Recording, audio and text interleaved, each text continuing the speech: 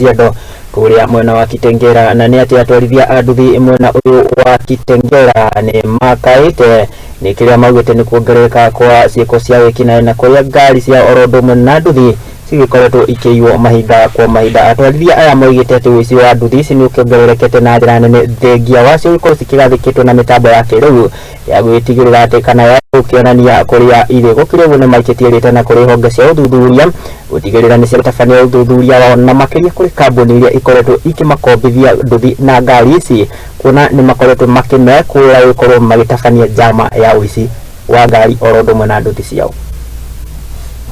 Kwa yale yote naweza sema kwa sasa hii insecurity imekuwa too much, kwa sababu maisha yetu sasa hivi yamo hatarini. Unapata unabeba mteja anaenda anakugeukia. Kwa upande wa usalama, hizi visa zinapotokea huwa tuna ripoti pale na pia tunahimiza wakuu wa usalama pia waweze kuwajibika, tushirikiane hata usiku tuweke kikosi ya kujaribu kuchagua majangili kwa sababu wanashambulia Kitengera.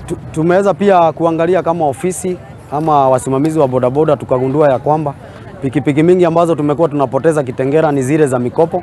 So swali letu likawa, kwani kuna wale wanahusika ndani ya kampuni za mikopo, kwa sababu hatujaona zile pikipiki ambazo sisi tumejinunulia wenyewe zikipotea, lakini hizi za loan kila pikipiki inapopotea unapata ni ya kampuni fulani ya mikopo.